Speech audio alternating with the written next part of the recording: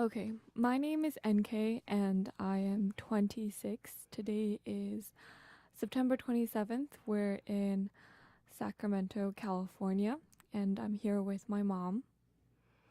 And my name is Selmaa Gombina. I'm a 50 years old. Today's date is September 27th, 2015, and the location is Sacramento, California. I'm with my daughter. Okay. Um, okay, so could you tell me where you're from? I'm from Mongolia. Okay, what part of Mongolia? Um, the real Mongolian, I could say, because people are really confused with the Mongolia. They will think maybe I'm from one part is belongs to the China, Inner Mongolia, or um, the other part. Some Mongolians lives in a Russian territory, but between those two countries, Mongolians exists, and this is independent country. That is where I came from. Okay, cool. Could you tell me the story of how you came to America? We came to America in 1995 with a green card lottery visa, which is our family was the very first family who came from Mongolia to America with the green card visa. So how did you get that? Yeah, this is a very long story.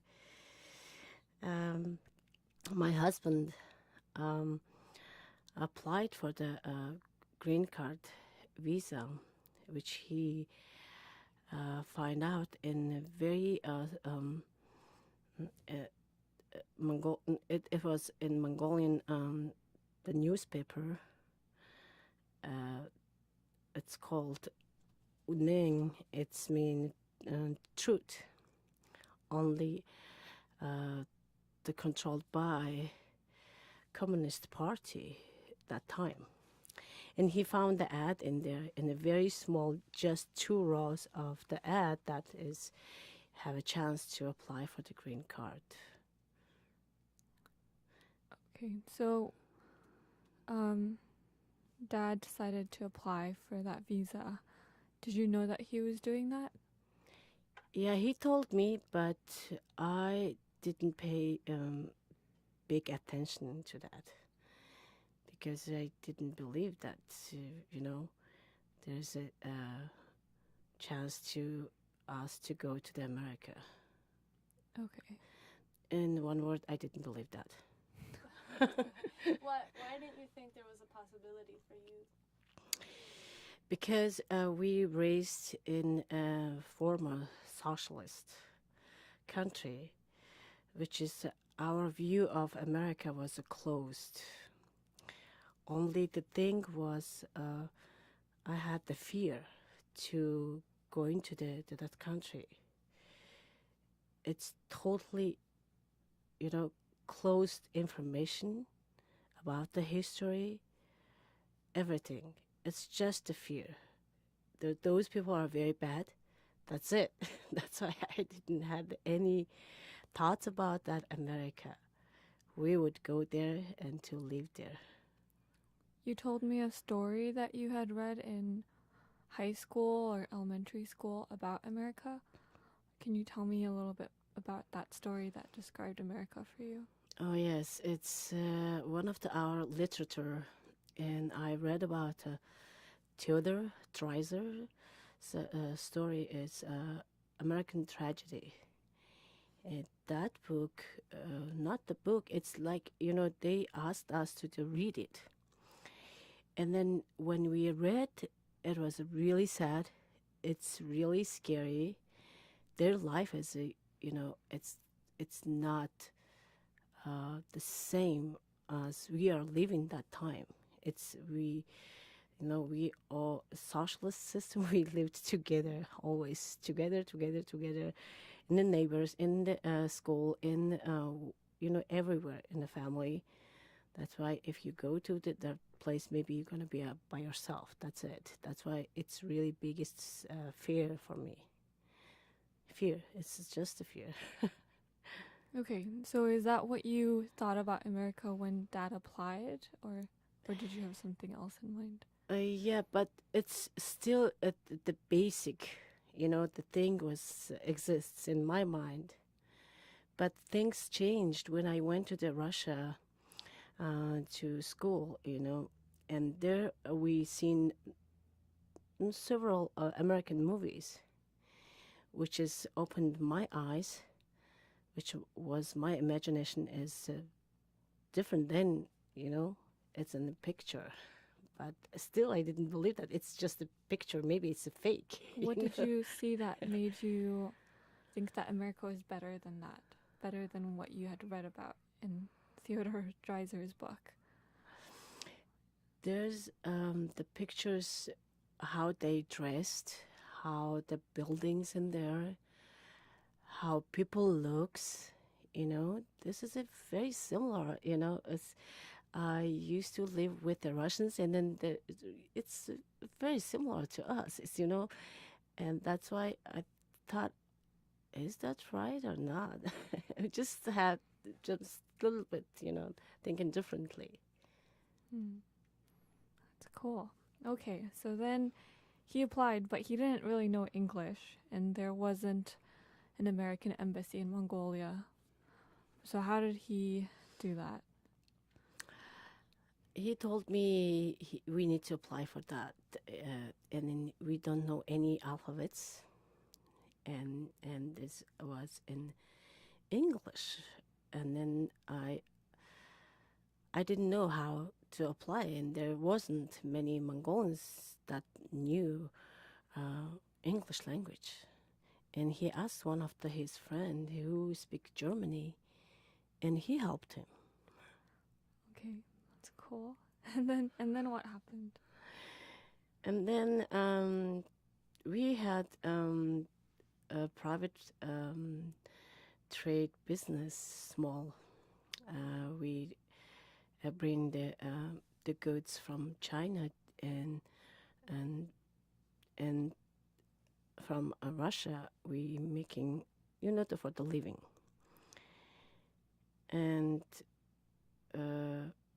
this business, I really hooked with that. I didn't have any imagination how I could go, to do these things. And this is absolutely, I never thought about America to You come want to stay doing that kind of work? Yeah, I'm very home person. I never wanted to leave my country or my mom. I was really kind of hooked with my family because this is not for me. This is not acceptance for me. Okay, but he went on and did it anyway. He kept. Yeah, He was really. that is the key. When we got the visa, and I still kept saying, I'm not going anywhere. I'm happy with my family. Even my country is so poor for you, or you don't like it, but I like it, and I'm gonna stay here. And then one day he's saying, you're a very selfish woman. And then I said, why? I'm not. And he said, because you're not thinking about your little daughter. You love her.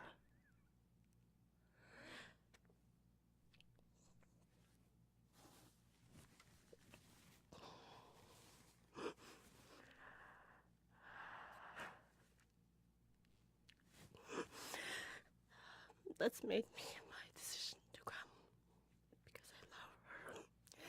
Because I love you, that's why I can't. I can't refuse it. He told me, you're not thinking about your lovely daughter. You're just thinking about yourself. If you really love your daughter, there's a big opportunity for her. Why are you refusing it? You're just so stubborn. You're not seeing a wide, just open your eyes and just go there. We will see. And then just given the great opportunity for our daughter. And I said, okay, that's it. There's no, I can't do anything. So, I mean, you're definitely leaving your family, but what else did that mean? What else were you leaving behind? Um, I felt like I left my spirit and soul. Just I physically come into the new country, which I don't know anything about it. So, Dad didn't know, you didn't know anything about America. You didn't speak the language. You didn't really know anyone. So, how did he even decide like where to come? Oh, he's so weird. And then we decided to come, and then where? Which place exactly? Where are you going? And my friends, and among with our friends, we talked about. And then my husband suddenly brought the world the map, and then he's showing and okay, which the destination is close to us. And we talked. We don't know which. I don't know in which one is the closest to us. And then he's a former aeronautic person. He said, "Oh, see, Asia close to the San Francisco. We're going to San Francisco. That's it." That was like I have no idea. Okay, San Francisco, San Francisco. Only I know that New York is American city, but I didn't know about San Francisco. And he decided to just pointing to the with his pencil, and then it's like, okay, we're going to San Francisco, and then we're gonna go buy the ticket to there. That's it. Very funny, That is. Lucky rabbit. Just a little bit. You mentioned that you were there and you were doing it for your daughter. How old were you? I was 5. I think. She 95 is she's turning 6, 5, and she's close to the 6 years old. Yeah. So can you tell me about like the trip coming to America? I thought that was kind of fun. Yeah, there's we bought the ticket in Mongolia, and also his friend who helped us to apply the visa, he helped us to buy the ticket from Ulaanbaatar to Beijing, and then another stopover in Japan, Tokyo, Narita, and then we came to the San Francisco. But you didn't know anyone. We didn't. There was nowhere that we could go. So how did Yeah, we didn't know anyone. So when we came to the China, and there was one woman standing in an airport at the airport and waiting for the taxi to come into the Mongolian, you know, the embassy in China, and that's that time we all Mongolians come into that place to staying in there to doing the business. And then I asked her, do you want to go to the Mongolian embassy? And she said, yes, only we left. Everybody's gone, and they already have, there's no room left in embassy hotel. And I said, let's go together. And then we went there, and then we asked, will you, well, that person could join with us to have in the same room in the hotel, because there one room left. And then she said, yes. And then I asked, anyway, you are going to where, And she said, San Francisco. And I was like, what? How come? Where are you going? Who's in San Francisco? And then she said, oh, my husband is studying in there. That was the luckiest, the thing is, we met someone in there, and then that person came with us.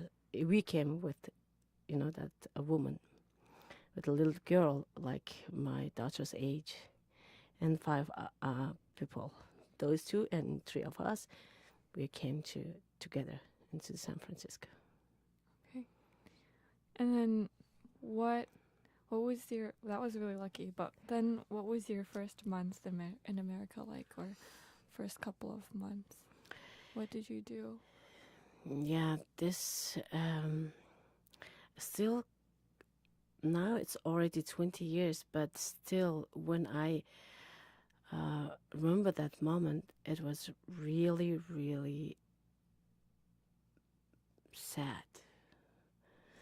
This is a big depress.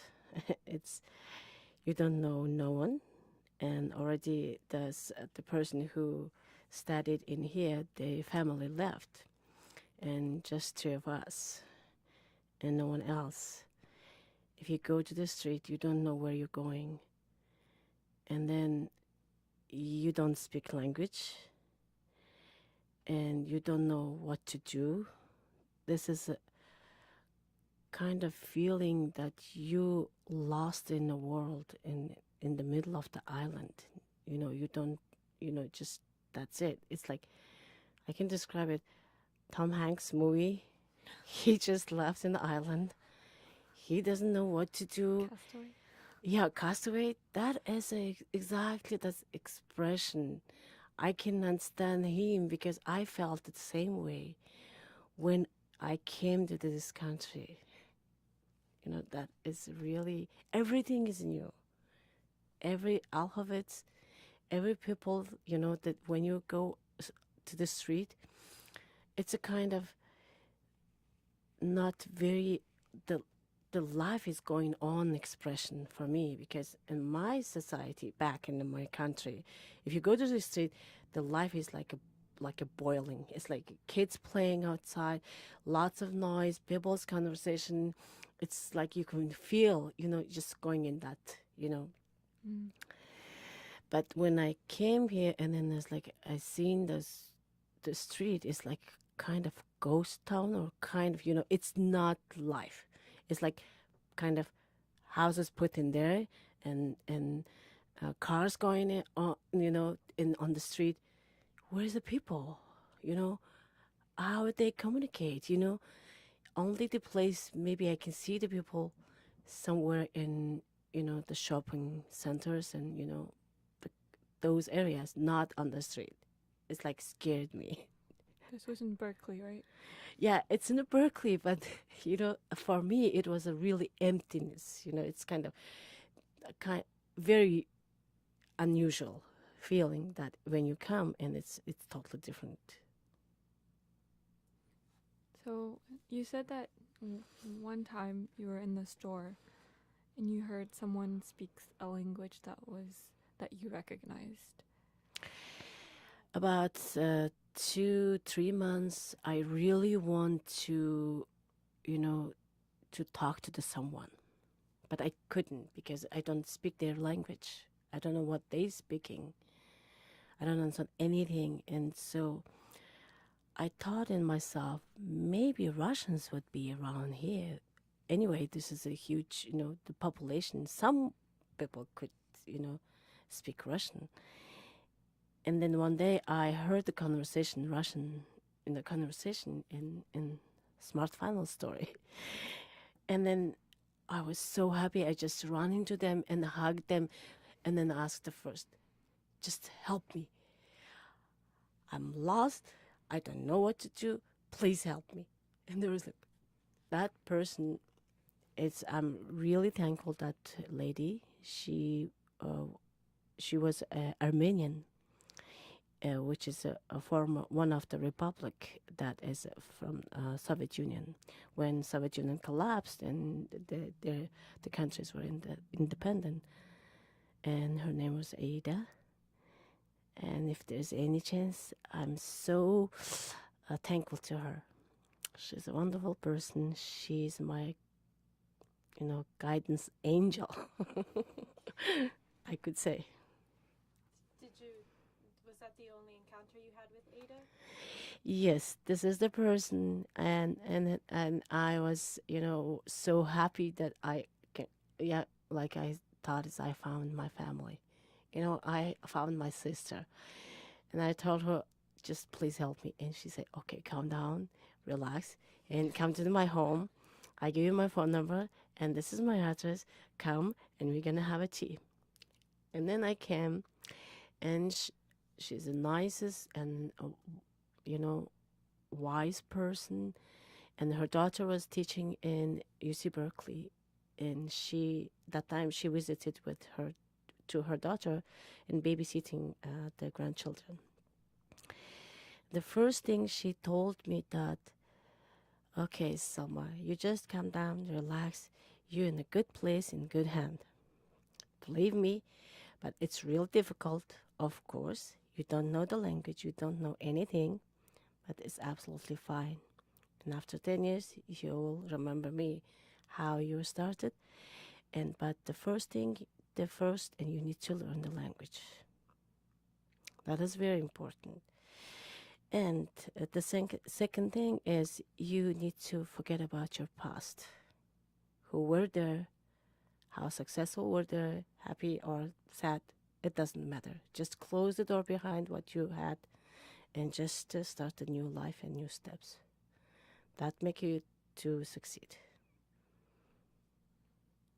She said something about turning 21, you said? Yes. She said, you only 6 months old baby. Because that time I was I came in only the half year was being there. And if you're 2 years, it's like the 2 years kids just learning the language, and after goes, and after 20 years, you'll feel grown up adult.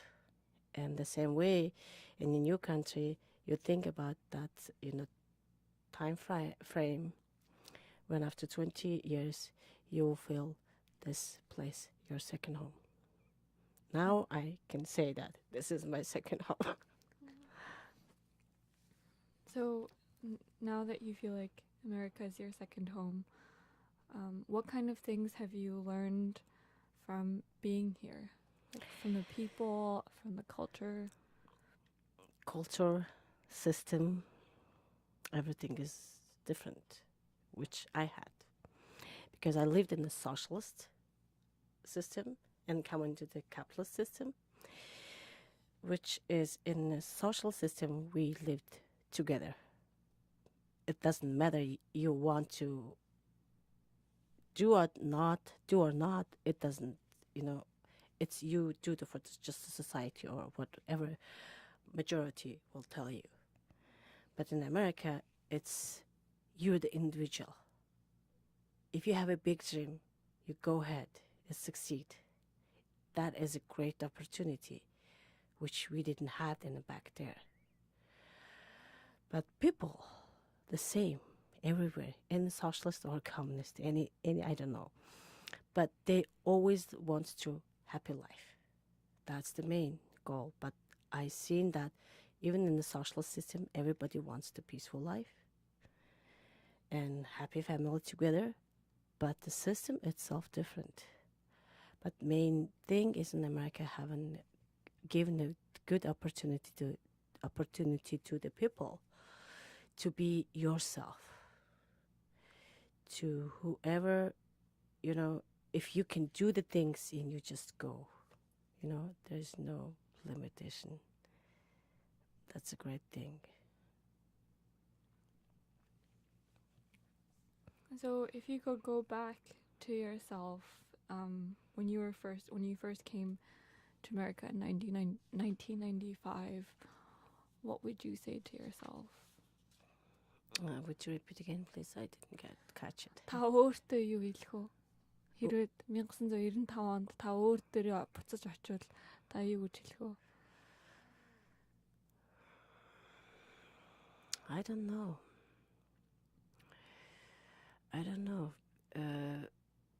Because past is past, and I can't say it because I don't know. Okay, that's okay. Well, I feel like there are a lot of immigrants that come to America, and I think that they face very similar challenges. What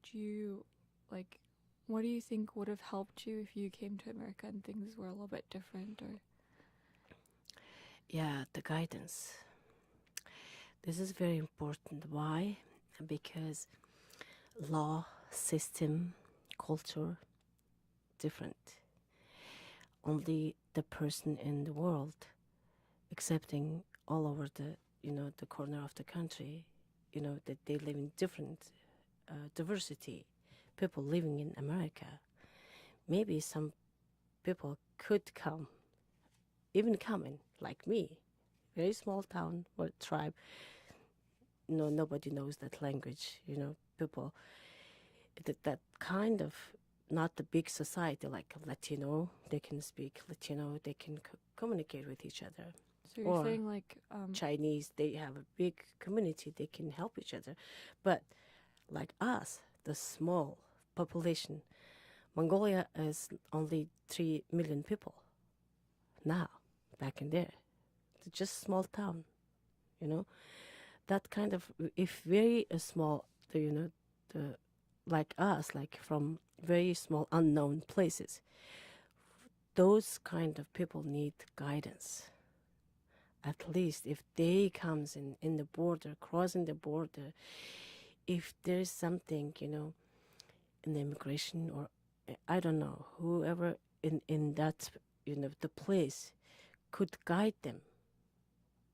They know where they're coming from. If they don't know the language, if they don't know anyone you meet in here, they need the guidance at least 2-3 months. How they could live, how they need to find the places to live. And it's very important. Without this information, they will lost. Because in Mongolian people, when they just come in, starting to come America in 1998 after perestroika in Russia, and they had a similar situation like us. They didn't know about the law. They didn't know about the system. They didn't know about the customs. The culture is a really, really big issue for the newcomers. In Mongolia, they uses alcohol. And if they uses alcohol, they totally free to driving their own the cars. But in here, you're caught and you're fined and you're jailed. And, because of this little information, making people lots of stress and making danger to the society, this is, for me, is like a big issue. If they knew it, they wouldn't do that. mm-hmm. See, even the small thing is like, in my country, it's absolutely fine to leave the children at home, even 3 years old, 5 years old. It's there's no law. See, but in here, because of not knowing the law, they getting into the trouble and make them more stressed. That's just for the new life. And they're starting a new life. Yeah, because everything is new. Then it's starting a big, the things and all the problems and adding. This is not. It's really hard for them, because that's always I thought about that. If there's some place or some the thing, I would be joined with that that organization who will help the newcomers to the guidance, because I went through this experience myself. I know, I knew this, how I can handle this to the other people, because I went through that by myself. And yeah, this is a big issue, but it's not big, community. It's those people don't experience. It's not the same, you mean? The same, yeah, because this is absolutely not the same. You just, yeah, I don't know how I. Well, the Mongolian community seems to be changing here in America too. There seems to be a lot more people in the Bay. Yes, I think I heard there are about 10,000. More than 10,000 living in San Francisco and Bay Area. 1995, it was like Yeah, 10 people, I don't know. I Yeah, we were. Oh, yeah, but uh, they totally, they just doing. First, they come and then they started working, helping. The helpers, Korean restaurant or whoever that know the language, in Russian stores or somewhere. And now they're becoming owners, small business owners. After 10 years, they starting their business. They open.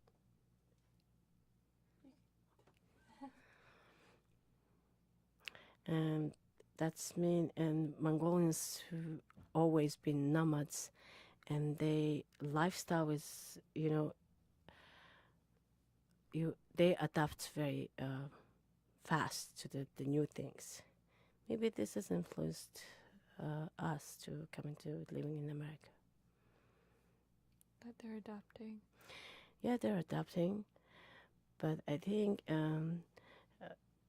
people from Mongolia, my generation, would go to that country. Back to Mongolia. Yeah, Wow. because we left our home. We left our mother. We need to come back. We just came for our generation, to the kids to succeed.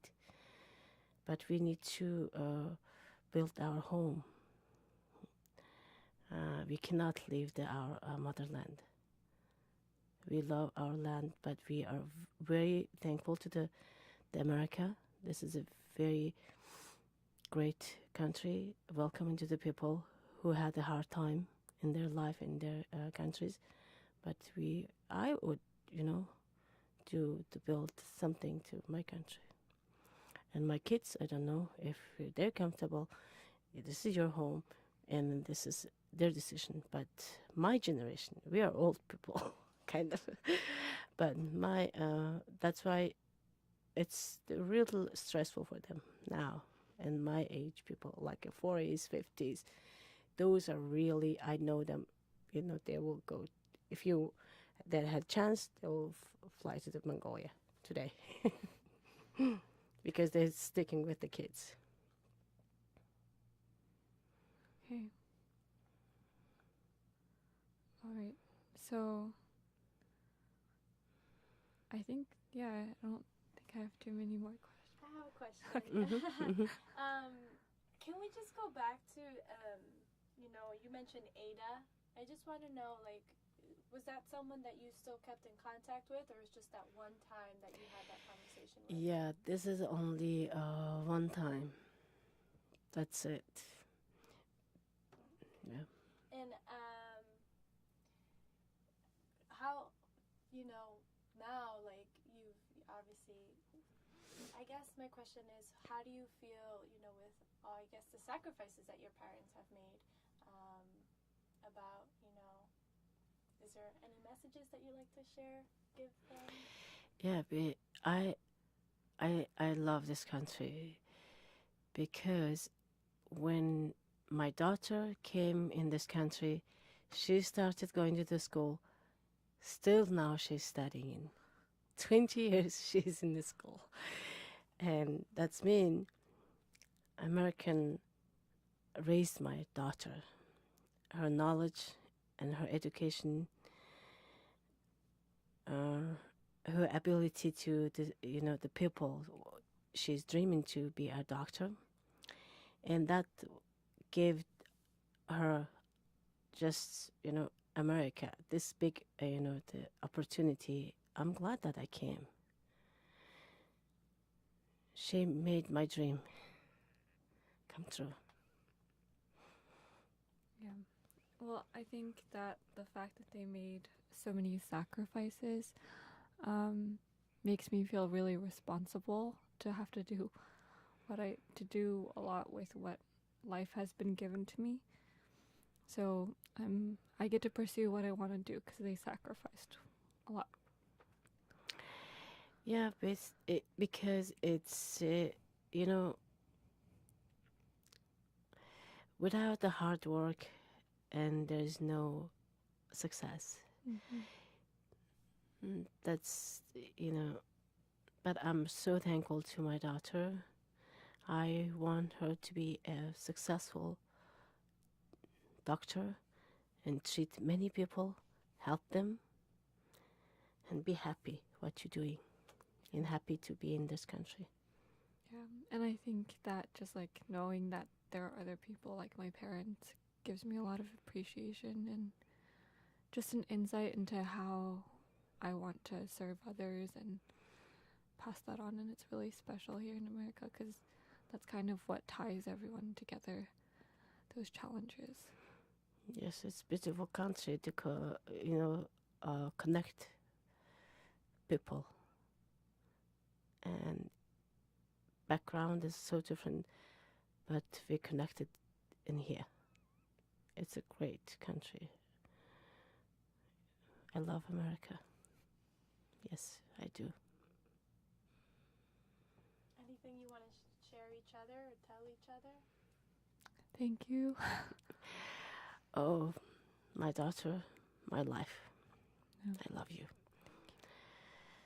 Yeah, you make me happy. I'm so happy, mother. Have you.